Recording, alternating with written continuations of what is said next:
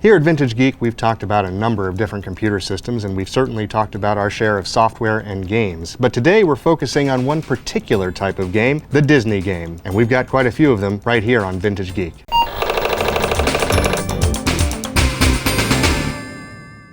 Just a quick reminder, if you like vintage technology, vintage games, and software, be sure to like and subscribe. It's going to help us a lot, and we'd also encourage you to become a Vintage Geek member. You can do that at vintagegeek.com. Roberta Williams was on a roll with Sierra Online in the early 80s. They had a number of different adventure games already, and they were in full color with great graphics, and they had a lot of intuitive controls at the time that allowed people to play games in a way that they hadn't played before. Disney saw that as an opportunity to partner up, and they did, actually, in 1984, to come out with a series of titles for the Commodore 64 at the time: Mickey's Space Adventure, Donald Duck's Playground, and Winnie the Pooh's 100-Acre Wood. Those three games were later released for systems like the Color Computer, which we actually have a copy of here in the Vintage Geek Museum. And these games look great, at least on paper. I've never actually played them myself, so I'd like to take a look at Mickey's Space Adventure right here on Vintage Geek. For this run-through, I'm actually using the Coco SDC cartridge for our Color Computer 3 here in the museum. I'm doing that just for the fact that we don't really want to put a lot of extra wear and tear on the original discs, and some of these packages are still sealed, so we're trying to preserve the condition, and since these have been so well restored and put on the Coco SDC as part of the Color Computer archive, it seemed like a good way to load the program today. So let's type in Mickey and see what happens. And we got a nice little title screen here.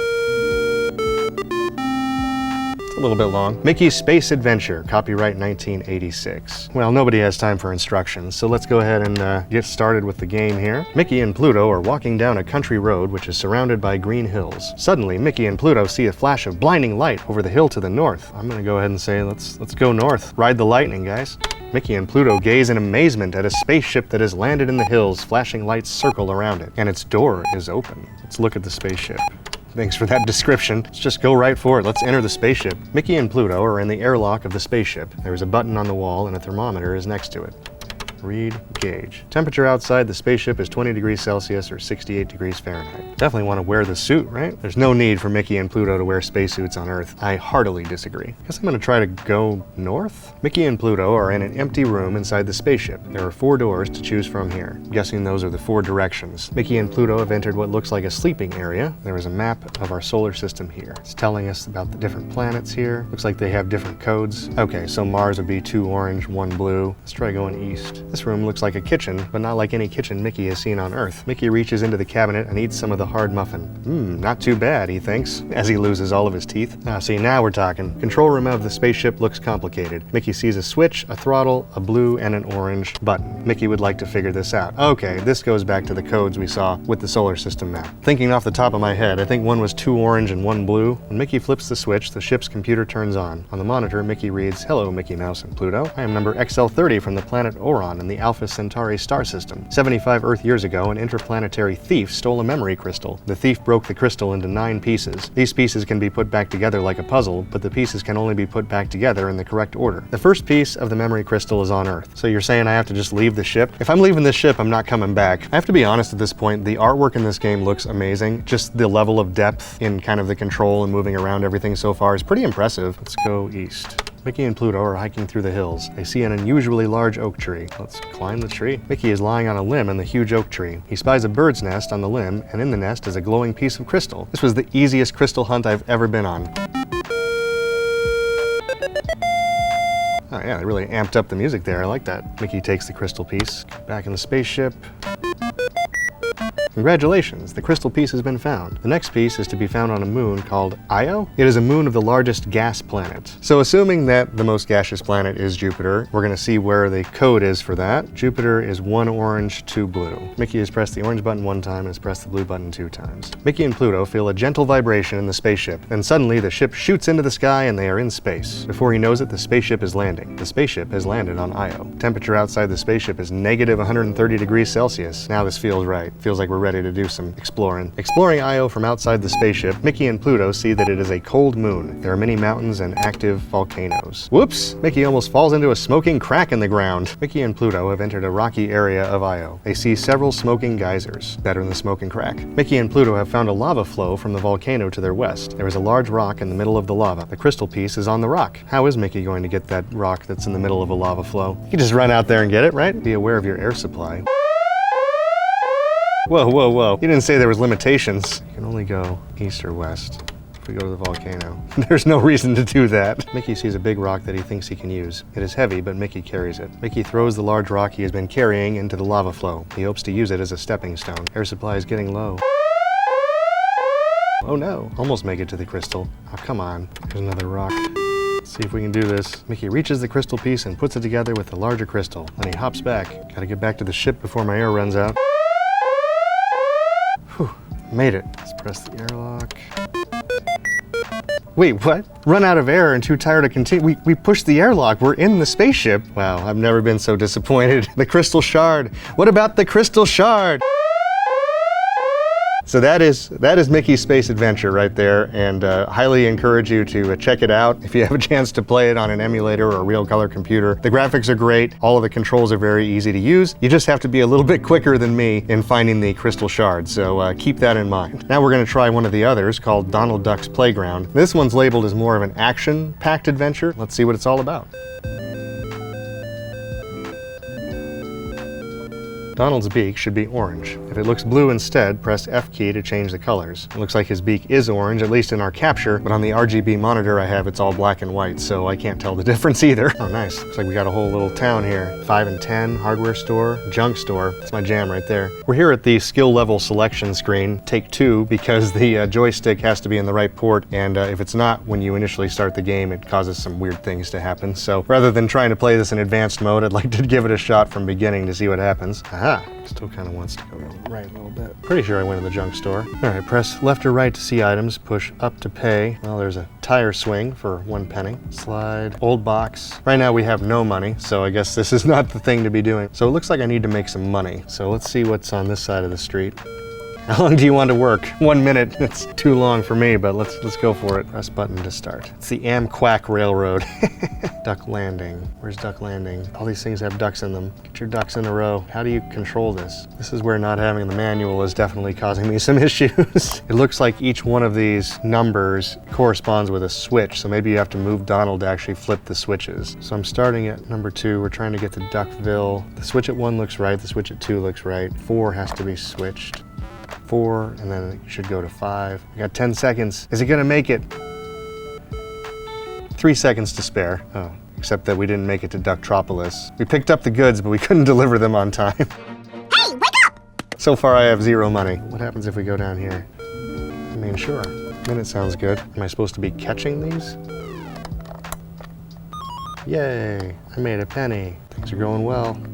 It's really making me feel good about this payroll, those 4 cents. I'm gonna try to not spend those all in one place. What am I supposed to do here? Oh, here comes a plane. Looks like we got a luggage cart here with Chicago, Phoenix, Atlanta. Just throwing that luggage around. Oh, there goes the luggage cart. There goes the plane. Missing some of the luggage that I forgot to get in the carts. Oh man, I've got a quarter now. I've got 25 cents worth. Things are really looking up. And it was only from working 5 days straight for Southwest. All right, can I go buy some junk now? That's all I want to do. Yes, we're gonna buy that slide.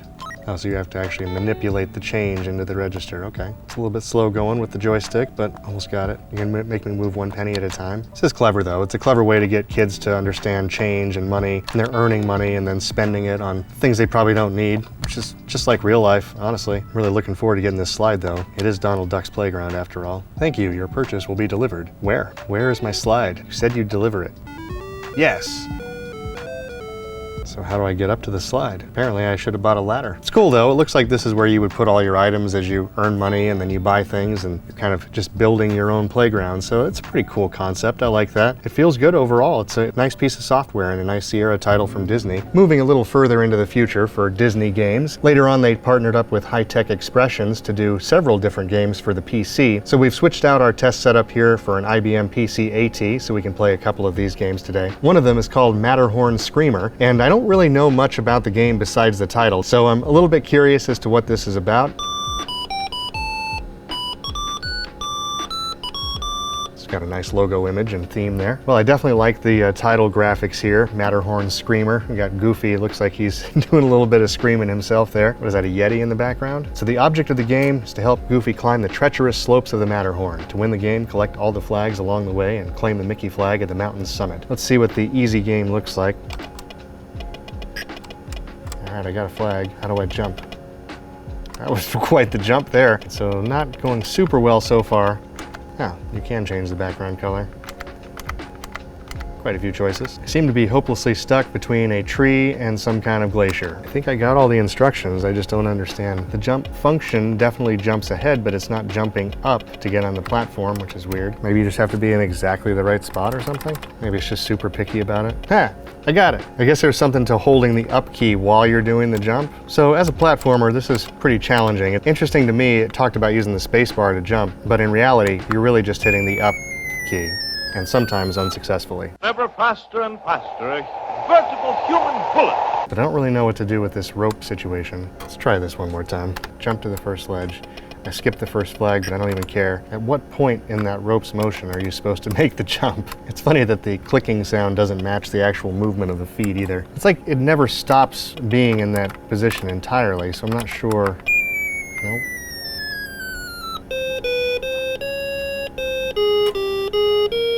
Well, I have to say that so far I'm a bigger fan of the Sierra games than this particular game. Seems like a very challenging platformer, and if I could just get the timing right or understand exactly what's supposed to be going on with that rope, I'm sure I would do a lot better. And finally, we have one of my favorite franchises as a child. This is the game by High Tech Expressions. It came out closer to 1990, I believe. Chippendale's Rescue Rangers. Oh no, Monterey Jack is caught in a trap. His love of cheese has gotten him into trouble again. Now only you can help him. Join Zipper and the Rescue Rangers in this madcap adventure through Professor Nimnol's treacherous castle. Your mission? Collect each part to build the ultimate flying machine and rescue Monterey Jack. Get ready for action. Monterey Jack's life depends on you. It's okay, Monty. We'll get you some help. Oh, it's not just that, Chip. Now I owe a ton of money to the Valley King. Ah yes, the infamous load screen. High Tech Expressions presents Chippendale Rescue Rangers. It's a nice looking open screen, I like that. It says in the manual to use the left and right arrow keys to move Chippendale, jump into the pits to avoid the robot dogs, and climb out of the pits to avoid the slime balloons.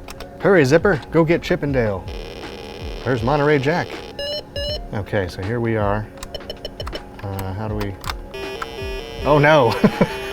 Immediately eaten by the robot dog. I guess he's just gonna walk overhead, right? Great. Whew, that was a close one. I made it! Oh god. Ah! Oh no! I got slimed, and this is Disney, not Nickelodeon. No! Aww. Didn't she actually marry Zipper in the reboot? You are a hero. Please enter your name in the Rescue Rangers roll call. I mean, I made it past one level. I'm not sure if that's really a hero, but you know what? Wow. Well, there's only 2 scores on the disc, and the top one is significantly ahead of mine. But there's a lot of zeros behind, so I don't feel too bad. Let's give this another try. Oh no. Walked right into that one, didn't I? Ah! No! I think there's one more level of this kind of going through the pits. Oh, there's 2 robot dogs in this one. Fantastic. Oh no, I got too close. Everyone's sad again. I do love the visuals here, and honestly the gameplay isn't that bad. It's just a game of timing and trying to be in the right place at the right time. Oh well, got the Rangers roll call again here. This time I got a whole 525 points. This looks pretty fun overall. Apparently there's 6 levels total, according to the documentation, and the latter 3 levels are a different style of gameplay than the first 3. So it's pretty basic and pretty simple, but it's fun and it's a good use of the franchise, so can't complain overall, and it looks really good. So a little bit of Disney nostalgia, especially going back to those early after-school cartoon days of watching shows like Chippendale's Rescue Rangers and Tailspin and a whole lot more. So overall, had a really good time playing some of these great classic games on Disney Day here at the Vintage Geek Museum. Hope you enjoyed it as well. Just a quick reminder, if you like vintage tech and the topics we cover here, we put out a video each and every week. Please like and subscribe. It's going to help us out a lot as we grow. You can get merch like the shirt I'm wearing at the merch store. Link is in the description. And we would like to encourage you to become a Vintage Geek member. You can do that at our website at vintagegeek.com. Until next time, I'm Aaron, and this has been Vintage Geek.